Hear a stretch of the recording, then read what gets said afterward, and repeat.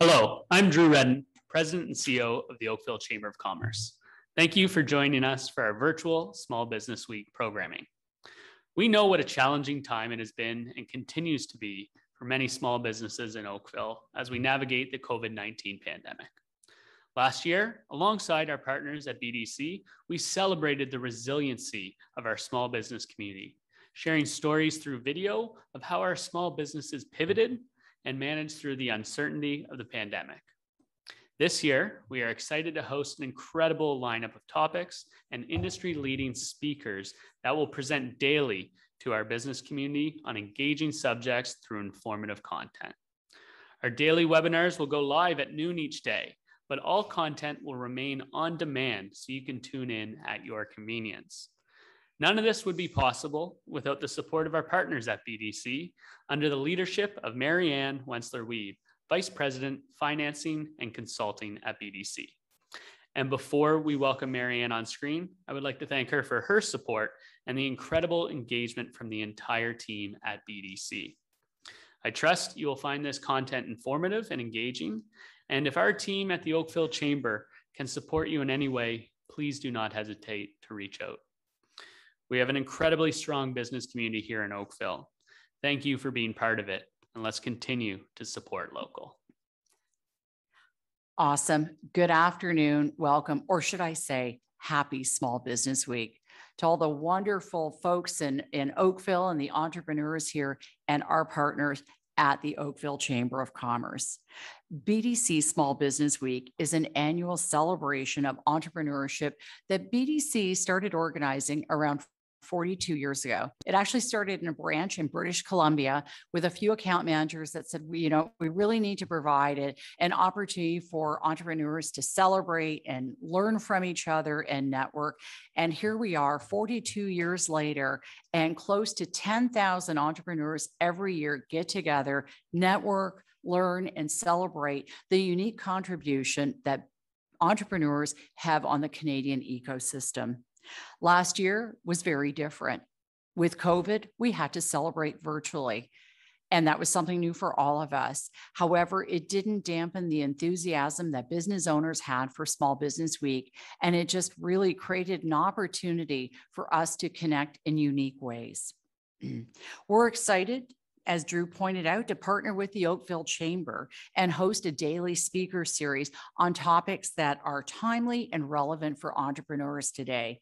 As the economy comes back, and it's becoming clear that the last 18 months have fast forwarded to long-term disruptive change, but there's opportunities in every crisis.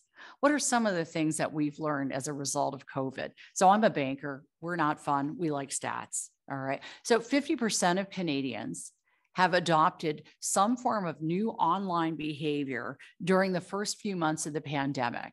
Okay, so 50% of people did something differently online as a result of that, whether it was shopping for groceries, ordering their pharmaceuticals online, streaming entertainment.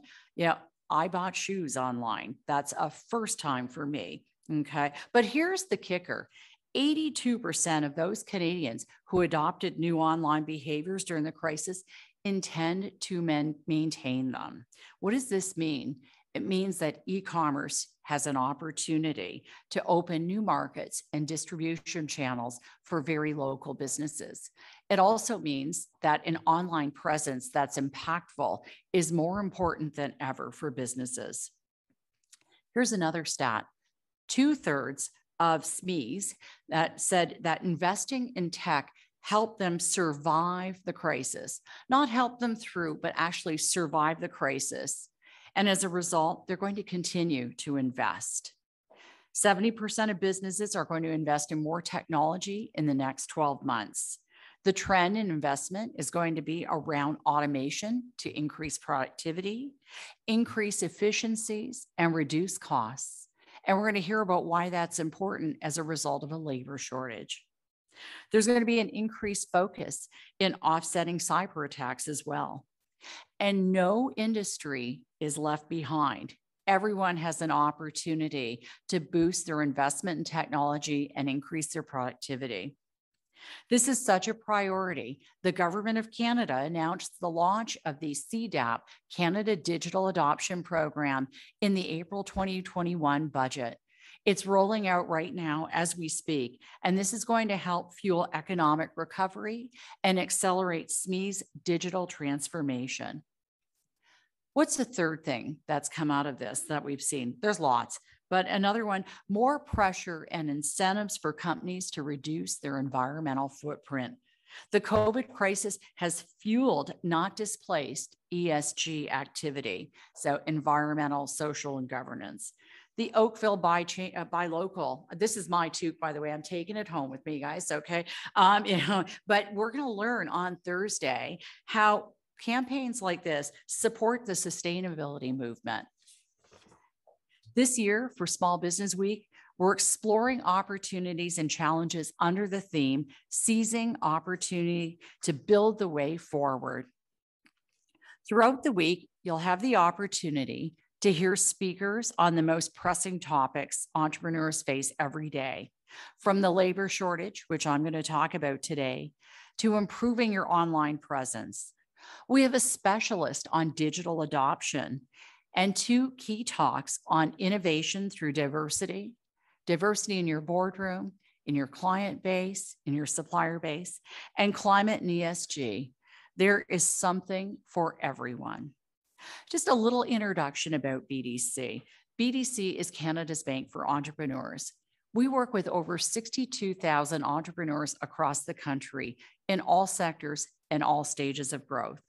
We complement the role played by private sector financial institution, and our shareholder is the Government of Canada.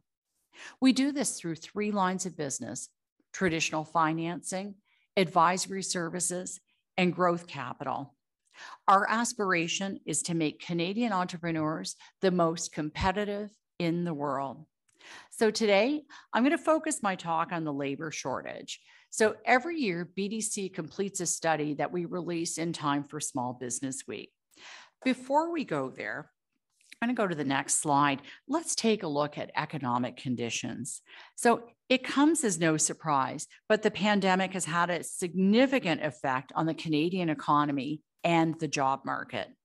The first wave in mid-2020 was responsible for a drop of approximately 3 million jobs, a cause for significant concern. But since then, we've seen an impressive early recovery, with a number of jobs basically recovering by August of 2021. So we'll have to see what the future has in store. But this recovery speaks to the Canadians' resiliency and hard work in the face of a global emergency. But even with Canada on a strong road to recovery, it doesn't mean things are going to go back to the way they were. The effects of the pandemic are going to linger, shaping the way Canadians do business, perhaps forever. And to succeed in this new environment, you're going to need to be adaptable and prepared for what's coming next. So let's talk about the labor shortage. It's hard to pick up a newspaper, magazine article and not read a headline about why it's difficult to hire. So it's happening in Canada, it's happening in the US, it's happening worldwide. So we'll move on to the next slide. Here's what entrepreneurs are telling us. 55% of Canadian small and medium-sized businesses told us that they find it's hard to find the talent that they need. All right. And I'm sure many of you that are listening to this right now have encountered this issue. Many companies in our study have been unable to fill jobs for 3 to 4 months at a time. And more than a quarter are struggling to actually retain the workers that they have. This leaves them with no choice but to work longer hours, delay, or even refuse orders, or a combination of all 3.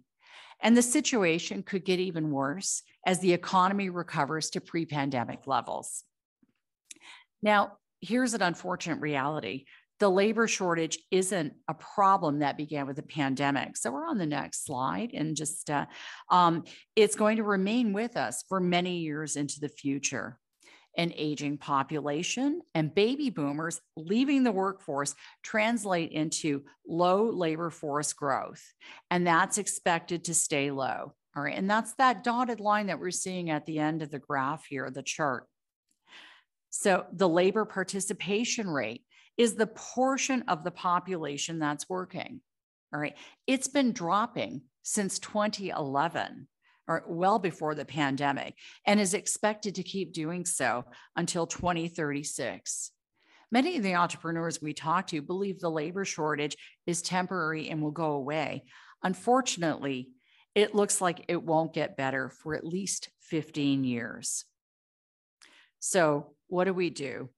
We did an analysis to find the most effective strategies that you can take advantage of to find and keep the employees that you need. And these are our findings. They may seem simple, but sometimes simple is the best, or at least the best way to get started. So the first two solutions deal with hiring, okay? And they're around investing in technology and automation and using a formal hiring process.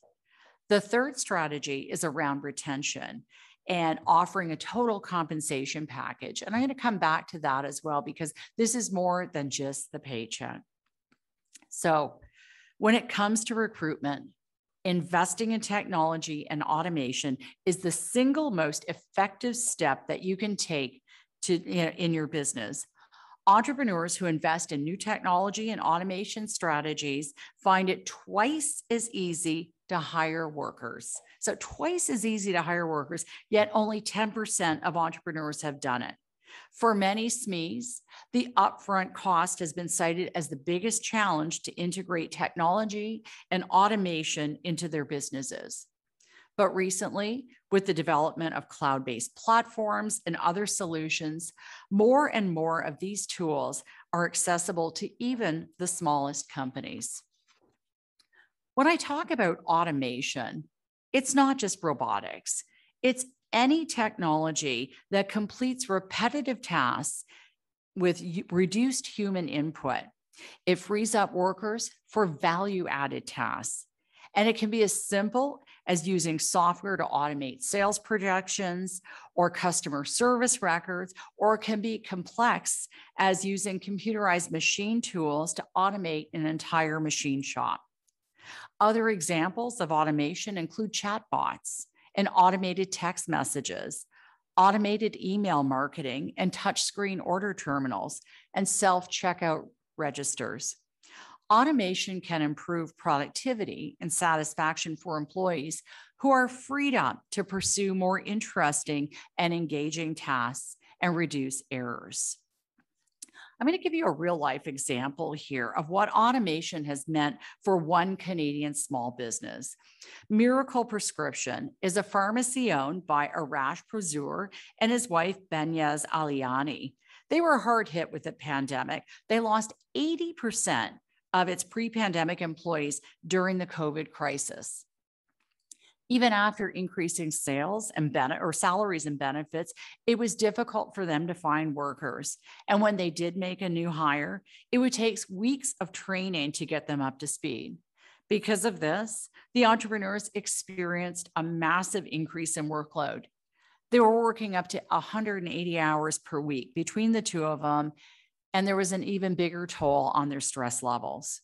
So finding themselves completely overwhelmed, all right, they decided to invest in an automated medication packaging machine that automatically filled orders and packaged prescriptions for their customers. A pharmacist always checks each package, but the busy work is completely removed from the equation. It saved them over 80% in processing time.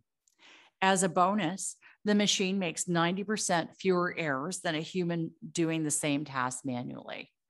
Now, they're still hiring pharmacists, but they're spending their time on value-added services, counseling patients, working with physicians to provide the best solutions. That's the first one. The second recruitment strategy is to use a formal hiring process. This means having a fully organized hiring procedure. And there are 3 steps that are key to a successful hiring process.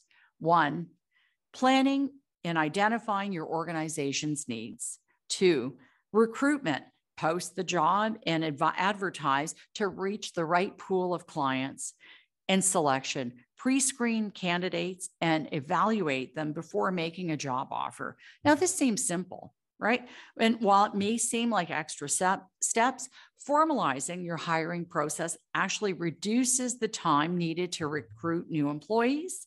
And it also helps you find strong candidates and high quality employees.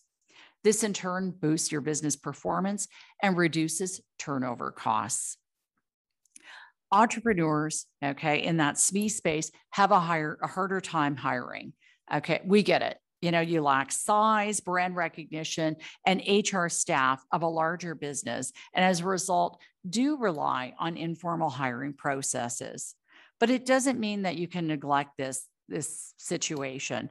All right. So while 77% of entrepreneurs polled, BDC reported having no formal hiring process, but the 52% of the companies who adopted a formal hiring process reported that it was easier to find and hire workers compared to the companies with none. As was the case with adopting automation, some extra effort up front goes a long way towards setting your business up for success, especially when it comes to adapting to the labor shortages. And the last is around retention and total compensation. Our third strategy is less about hiring employees, but more about retaining them. Compensation is a strong retention tool, but it covers more than just the paycheck. A total compensation package includes a competitive salary and benefits, but flexible work arrangements. And we're going to be talking a lot more about hybrid work as we return back to our new normal. So, and third, flexible work programs and mentoring. So other aspects of total compensation include paid vacation, health and wellness support, and a supportive workplace culture that values diversity and inclusion. And that's our topic for tomorrow that we're going to be talking about. So companies that offer competitive salaries and benefits are 1.4 times more likely to say it's easier to retain workers. They're also 1.7 times more likely to have sales growth above the industry average. So it may be tempting to think your business can't afford higher pay rates or different compensation models, but consider how much you're losing in turnover costs. Onboarding is very costly. It takes time and money, as well as saps productivity from your existing employees as they train new hires. Entrepreneurs that offer mentoring programs are more likely to find it easier to retain employees. Employees are looking for guidance on their career trajectory. They're looking for meaningful work that they can enjoy and feel good about. So to offer a quick recap, the three solutions that have been shown to reduce the impact of the labor shortage on SMEs come down to adopting new technologies and automation, using formal hiring processes, and offering a robust total compensation package. For more in-depth information regarding the labor shortage, I direct you to bdc.ca and actually download the whole study. It's pretty fascinating. There's a lot of great information. So thank you for taking the time today to listen to this. It's been an awesome start to Small Business Week, and we wish the entrepreneurs in Oakville a very successful return to a new normal, and we're excited to have you back. Thank you very much. Happy Small Business Week.